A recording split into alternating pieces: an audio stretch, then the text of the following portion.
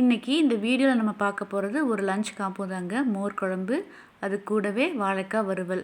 இது ரொம்பவே சூப்பரான ஒரு அட்டகாசமான ஒரு லஞ்ச் காம்போ தாங்க. இப்போ வாங்க செய்ய ஆரம்பிச்சிடலாம். Hello friends, welcome to fine day channel.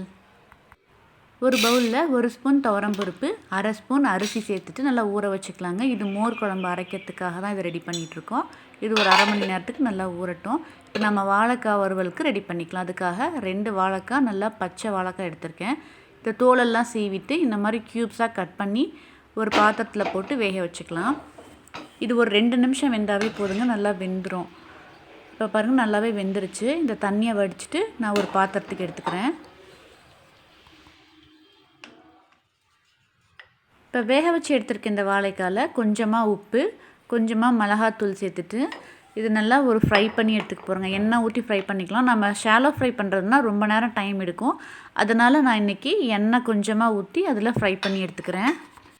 நம்ம சேர்த்த உப்பும் மிளகாய் தூளும் காயோட எல்லா பக்கமும் படுற மாதிரி நல்லா கலந்து வச்சுட்டேன். இப்போ பார்த்திங்கன்னா நான் எண்ணெய் ஏற்கனவே சூடு பண்ணி வச்சுட்டேங்க. ஸ்டவ் ஆன் பண்ணி எண்ணெய் சூடு பண்ணியாச்சு. இந்த சூடான எண்ணெயில் வாழைக்காயை சேர்த்து எல்லாத்தையும் ஃப்ரை பண்ணி எடுத்துக்கலாம். இது ஏற்கனவே வேக வச்ச வாழைக்காய் அப்படின்றதுனால எண்ணெயில் சேர்த்ததுக்கப்புறமா ஒரு 2 நிமிஷம் கழித்து நான் எடுத்துட்டேன். ஏன்னா இது ரொம்ப நேரம் எண்ணெயில் வேக வைக்கணுங்கிறது இல்லை. எண்ணெயில் போட்டுட்டு ஒரு 2 நிமிஷம் கழித்து எடுத்துடலாம். இப்போ எல்லாத்தையும் இதே மாதிரி பொரித்து எடுத்துக்கிறேன். வாழைக்காய் வறுவலுக்கு ஒரு மசாலா அரைச்சிக்கலாங்க. அதுக்காக ஒரு சின்ன ஜாரில் 1 இன்ச் அளவுக்கு பட்டை, 1/2 ஸ்பூன் சோம்பு, 4 சின்ன வெங்காயம், ஒரு 8லேருந்து 10 பல் பூண்டு, 2 வரமிளகா. இந்த வரமிளகாயோட காம்பை எடுத்துகிட்டு சேர்த்துக்கலாம். இது கூடவே 1 ஸ்பூன் தனியா, அதாவது வர கொத்தமல்லி சேர்த்துட்டு இது எல்லாத்தையும் நைஸாக அரைச்சி எடுத்துக்கலாங்க. கொஞ்சமாக தண்ணி தெளிச்சுட்டு நான் நைஸாக அரைச்சி எடுத்துக்கிட்டேன். இதை ஒரு சைடு வச்சுட்டு இப்போ வாழைக்காய் வறுக்கிறதுக்காக ஒரு ஃப்ரை பேன் வச்சுட்டேன். ஃப்ளேம் ரொம்ப கம்மியாக தான் வச்சுருக்கேன். இதில் 2 டேபிள் ஸ்பூன் எண்ணெய் சேர்த்துக்கிறேன். இதில் தேங்காய் எண்ணெயில் சேர்த்து செய்யும்போது ரொம்பவே நல்லாயிருக்கும். நான் இன்றைக்கி மோர் குழம்புக்கும் தேங்காய் எண்ணெய் சேர்க்கறதுனால வாழைக்காய் வறுவலுக்கு நார்மல் குக்கிங் ஆயில் யூஸ் பண்ணிக்கிட்டேன். எண்ணெய் சூடானதுக்கப்புறமா கடுகு கொஞ்சமாக சேர்த்துட்டு பெரிய வெங்காயம் 1 கட் பண்ணி சேர்த்துக்கிட்டேங்க. வெங்காயம் வதங்கி வரும்போது இது கூட 1/2 ஸ்பூன் மிளகாத்தூள் சேர்த்துக்கிறேன். அந்த பேஸ்ட் அரைச்சோம் இல்லைங்களா, அது கூட 2 வரமிளகா தான் சேர்த்துக்கிட்டேன். அது காரம் வந்து கம்மியான அளவில் தான் இருக்கும். இன்னொரு விஷயம் என்னென்னா, எண்ணெயில் மிளகாத்தூள் சேர்க்கும்போது நமக்கு நல்ல ஒரு கலர் கிடைக்கும். அதுக்காகவும் மிளகாத்தூள் சேர்த்துக்கிட்டேன். இப்போ பார்த்திங்கன்னா அரைச்சி வச்சுருக்க இந்த பேஸ்ட்டை வெங்காயத்து கூட ஊற்றிட்டு ஒரு 5 நிமிஷத்துக்கு நல்லா கொதிக்க வச்சு எடுத்துக்கலாம். இப்போ தேவையான அளவுக்கு உப்பு சேர்த்துட்டு நம்ம வறுத்து வச்சுருக்கோம் இல்லைங்களா, அந்த வாழைக்காயும் இது கூட சேர்த்துடலாம். இந்த கிரேவி ரொம்ப ட்ரை ஆனதுக்கப்புறம் சேர்க்காம கொஞ்சம் அந்த ஈரப்பதம்லாம் இருக்கும்போது இந்த வாழைக்காய் இதுக்குள்ளே சேர்த்துடலாம். அடுப்பை சிம்மில் வச்சுட்டு இந்த வாழைக்காயை ஒரு 10 நிமிஷத்துக்கு நல்லா பரட்டி விட்டுக்கலாம். இது நல்லா ஃப்ரை ஆகிட்டு இருக்கட்டும். இப்போ மோர் குழம்பு கரைச்சிக்கலாம்.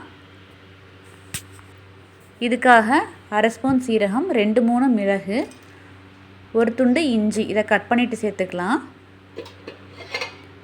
அப்புறமா நம்ம ஊற வச்சுருந்தோம் இல்லைங்களா துவரம்பருப்பு, அரிசி, அதையும் இது கூட சேர்த்துட்டு 1/4 மூடி தேங்காய் சேர்த்து தண்ணி இல்லாமல் கொரகொரப்பாக அரைச்சிக்கிட்டேன்.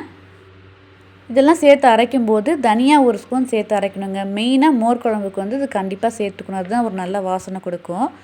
நான் அப்போ சேர்க்க மறந்துட்டேன், அதனால இப்போ சேர்த்துக்கிறேன். தண்ணிக்கு பதிலாக 2 கரண்டி தயிர் சேர்த்து இதை கொரகொரப்பாக அரைச்சி எடுத்துக்கலாங்க. நைஸாக விட்டுறக்கூடாது. இப்போ இதை ஒரு பவுலுக்கு மாற்றிட்டு நம்ம மோர் குழம்புக்காக எடுத்து வச்சுருக்க தயிரையும் இந்த மிக்சர் ஜார்லேயே சேர்த்து ஒரு விப் பண்ணி எடுத்துக்க போகிறேன். ஏன்னா கட்டி இல்லாமல் நமக்கு நல்லா கிடைக்கும் இல்லைங்களா, அதுக்காக மிக்சர் ஜார்லேயே சேர்த்துட்டு ஒரு விப் பண்ணிவிட்டு எடுத்தாச்சு. இப்போ பார்த்திங்கன்னா வாழைக்காய் நல்லாவே ஃப்ரை ஆகி வந்துடுச்சு. இது நான் ஒரு பவுலுக்கு மாற்றி வச்சுக்கிறேன். அடுத்தது மோர் குழம்புக்கு தாளிச்சிக்கலாம். இதுக்கு ஸ்டவ் ஆன் பண்ணிவிட்டு ஒரு பாத்திரம் வச்சுட்டேன். இதில் 2 டேபிள் ஸ்பூன் அளவுக்கு கடலை எண்ணெய் சேர்த்துக்கிறேன். தேங்காய் எண்ணெய் சேர்த்தும் நம்ம தாளிக்கலாம். நான் இந்த குழம்புக்கு கடைசியாக தேங்காய் எண்ணெய் சேர்த்துக்கிறதுனால இப்போ கடலை எண்ணெய் சேர்த்துக்கிட்டேன். எண்ணெய் சூடாகிடுச்சு. இது கூட கடுகு, உளுத்தம்பருப்பு, கருவேப்பிலை, வரமிளகா சேர்த்தாச்சு. இது கூட 5-6 சின்ன வெங்காயத்தை கட் பண்ணி சேர்த்துக்கிறேங்க. இங்கே காய் சேர்க்குற மாதிரி இருந்தால், ஒருவேளை நீர் பூசணி சேர்க்குற மாதிரி இருந்தால் நல்லா வேக வச்சு எடுத்து வச்சுக்கோங்க. கடைசியாக மோர் குழம்பு கொதி வரும்போது அதை சேர்த்துடலாம். இல்லையா நீங்கள் வெண்டைக்காய் சேர்க்குற மாதிரி இருந்தால் வெண்டைக்காயை நல்லா ஃப்ரை பண்ணி வச்சுட்டு இந்த வெங்காயத்தை கூட சேர்த்துருங்க. இப்போ பார்த்திங்கன்னா அரைச்சி வச்சுருந்த அந்த தேங்காய் விழுது, மோர் ரெண்டையும் ஒன்றா ஊற்றிட்டு ஒரு சிட்டிகை மஞ்சள் தூள் சேர்த்து நல்லா கலந்து வச்சிடலாம். மோர் குழம்புக்கு தேங்காய் அரைக்கும் போது மிளகுக்கு பதிலாக நீங்கள் பச்சை மிளகாய் கூட சேர்த்துக்கலாம். வெங்காயம் நல்லா வதங்கிடுச்சு. இப்போ கலந்து வச்சுருக்க மோரை இதில் சேர்த்துட்டு தேவையான அளவுக்கு உப்பு சேர்த்து நல்லா கலந்து விட்டுறலாங்க. ஃப்ளேம் பார்த்திங்கன்னா மீடியமில் இருந்தால் போதும். ரொம்ப ஹையில் வைக்க வேண்டாம், ரொம்ப சிம்லேயும் வைக்க வேண்டாம். இப்போ பார்த்திங்கன்னா கொதி வர ஆரம்பிச்சிடுச்சு, அதாவது பொங்கி வருது, கொதிக்க ஆரம்பிக்கல. இந்த டைமில் 2 டேபிள் ஸ்பூன் அளவுக்கு தேங்காய் எண்ணெய் சேர்த்துட்டு ஸ்டவ் ஆஃப் பண்ணிடலாம். கொதிக்க விட்டுறக்கூடாது. இந்த மாதிரி பொங்கி வரும்போது அடுப்பை ஆஃப் பண்ணிடணும். இப்போது சாதத்துக்கு ஒரு நல்ல அருமையான மோர் குழம்பும் வாழைக்காய் மசால் வறுவலும் ரெடியாக இருக்குது. வாங்க எல்லோரும் சாப்பிடலாம். இந்த வீடியோ உங்களுக்கு பிடிச்சிருக்குன்னா லைக் பண்ணுங்கள், நம்ம வீடியோ சப்ஸ்கிரைப் பண்ணி சப்போர்ட் பண்ணுங்கள். Bye bye friends, thank you.